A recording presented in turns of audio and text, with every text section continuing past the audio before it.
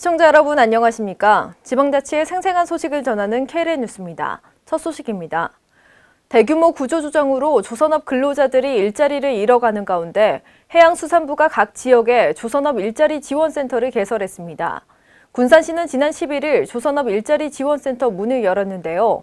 조선업종 실직자와 그 가정의 생계 안정부터 재취업까지 지원할 예정입니다. 하지만 타 지역에 비해 적은 예산 때문에 지속적인 지원 대책이 될 수 있을지는 의문입니다. 유희광 기자의 보도입니다.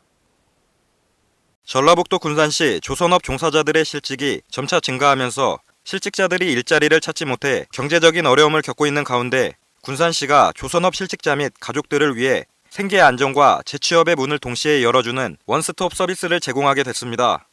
시는 11일 군산 고용센터에서 군산 조선업 일자리 지원센터의 문을 열고 조선업종 근로자들과 기업에 통합 서비스를 제공하기로 함에 따라 그동안 실직에 대한 우려와 실직으로 인해 경제적 고통을 받고 있는 사람들에게 조금이나마 숨통이 트일 전망입니다. 일자리 지원센터에서는 상금 상담사를 고용해 내년 7월까지 12개월간 17억 4천만 원의 국비를 통해 희망센터 운영을 비롯한 심리, 전직 지원, 재취업 교육, 일자리 정보 제공 등의 서비스를 제공할 방침입니다. 특히 귀여 상담 및 문화 힐링 교육과 함께 체계적인 창업 지원 등 특화 서비스를 제공함은 물론 전북도 경제통상진흥원이 참여해 유통서비스 창업 프로그램을 운영할 계획이며 내년 초 예비 창업자를 선정해 창업 보조금의 특혜를 줄 예정입니다.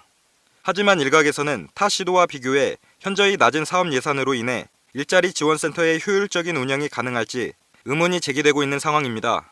또 조선업 밀집 지역인 목포, 울산, 창원에 설치된 일자리 희망센터는 군산시에 투입된 예산과 비교해 무려 5배 정도 차이 나면서 그저 군산시가 일자리 지원센터 사업의 뒷북 대응을 하면서 흉내만 내는 것이 아니냐는 우려의 목소리가 큽니다. 이렇듯 군산시가 1년간 운영하게 되는 일자리 지원센터는 짧은 운영기간과 적은 운영 비용으로 인해 빈축을 사고 있습니다. KLN 유희광입니다. 지난 11일 새누리당 전북도당과 전북지역 7개 자치단체장이 예산정책협의회를 개최했습니다. 이 협의회는 지역 현안 해결과 2017년도 국가예산 확보를 위해 열렸는데요. 정운천 위원장은 정당을 떠나 전북 발전을 위해 지자체와 당이 협조해 나가겠다고 말했습니다. 홍윤 기자의 보도입니다. 전라북도 남원시와 완주군 등 동북권 7개 자치단체와 새누리당 전북도당은 11일 남원시청에서 예산정책협의회를 개최했습니다. 정운천 새누리당 전북도당 위원장과 남원시를 비롯한 완주, 진안, 무주, 장수, 임실, 순창군의 단체장들이 참석해 현안 해결을 위한 국비 확보 방안 마련에 머리를 맞댔습니다.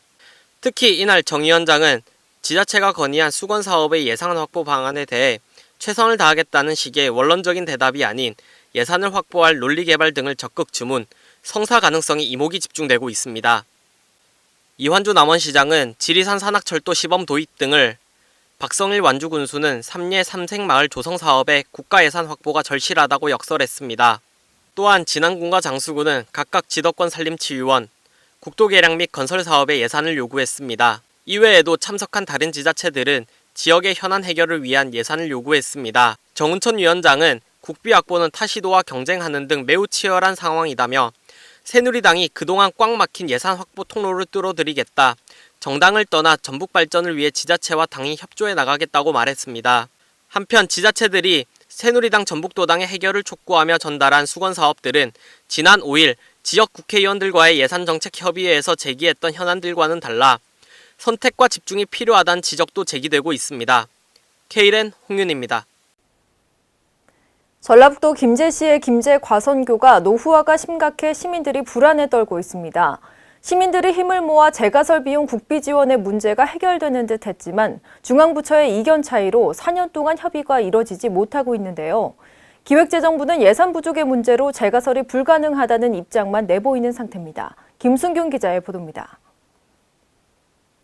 전북 김제시에 위치한 김제 과선교 재가설 문제를 둘러싸고 중앙부처의 미온적인 늑장 대응에 주민들의 불만의 목소리가 높습니다.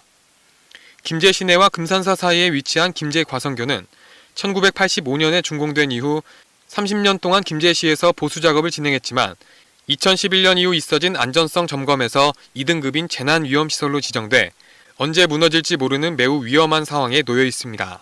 저희가 2015년도에 정밀한 진단한 결과는 약간 그 설계 등급이 DB18입니다. DB18은 버스가 다닐 수 있는 정도, 즉 이제 총 통과 중량이 32.4톤 정도가 통과를 할 수 있는데, 그보다 못 미친 약 한 18에서 20톤 정도가 통과할 수 있는 정도가 산정이 됐습니다. 그래서 설계 등급보다 못 미치게 분석이 됐다라고 좀 말씀드릴 수가 있고요. 그래서 이제 저희가 기준 설계 등급보다 낮게 나왔기 때문에 통행 제한을 제한한 상태로 있습니다. 단순히 눈으로만 봐도 노후화가 심각하게 진행된 모습입니다. 이렇게 노후화된 모습에 시민들도 불안감을 감추지 못하고 있습니다. 이에 대책으로는 2012년부터 개량 지원에 관련된 철도 안전법이 개정되었습니다. 개정법을 통해 김제 6교 재가설 비용 국비 지원에 대한 문제가 해결되는 듯 싶었지만 이를 시행해야 할 부처에서 서로 이견 차이로 인해 4년 동안 재가설 지원에 대한 협의가 이루어지지 않고 있습니다. 기재부하고 저희 국토부 이견 차이가 너무 커서 그런 부분들을 현재 조율 중에 있습니다. 아니 제가 여기 이제 온 지가 얼마 안 돼가지고요. 정확하게 뭐 말씀을 못 드리겠는데요. 국토부 협의 중이라는 것만 말씀드릴게요. 국토교통부 입장은 재정 자립도에 맞춰 최대 75%까지 지원한다는 입장을 주장하고 있지만 이에 맞서 기획재정부 입장에선 재정 자립도에 따른 차등 지원은 유지하되 최대 50%까지만 지원을 하겠다는 의견을 내놓고 있습니다.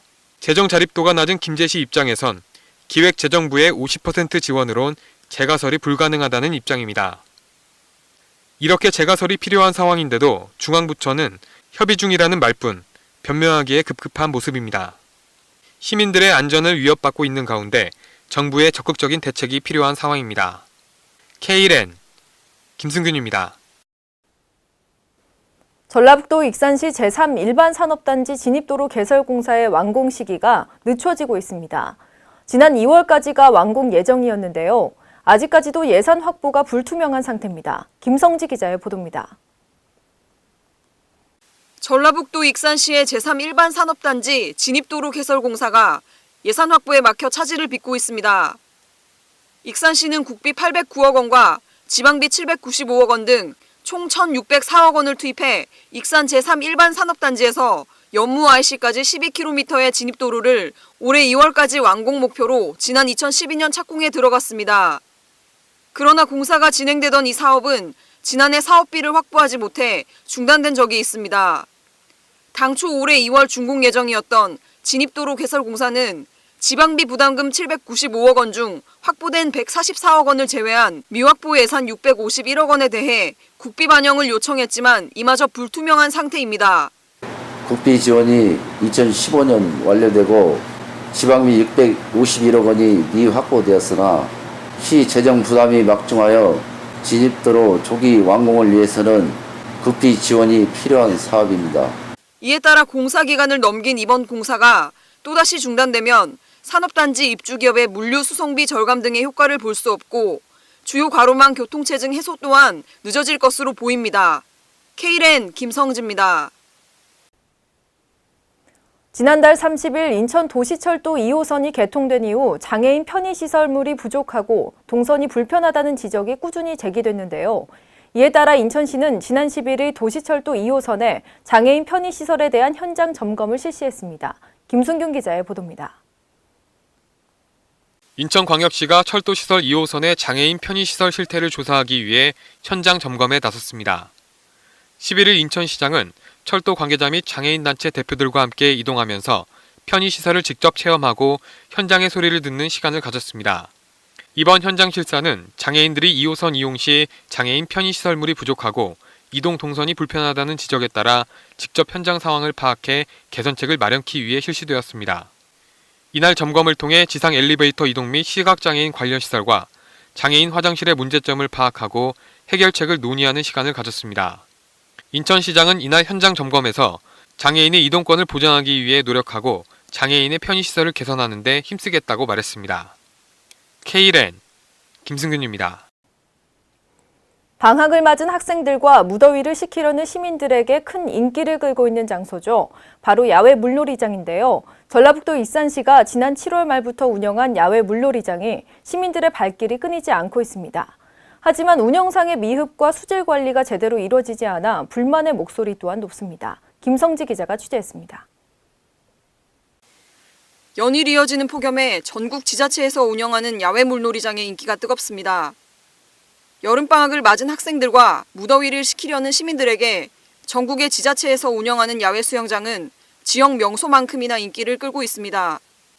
전북 익산시의 경우 지난 7월 30일부터 중앙체육공원과 모연저류지 등 2개소에 대형 풀과 대형 슬라이드, 유아풀 등을 갖추고 야외 물놀이장을 운영 중입니다.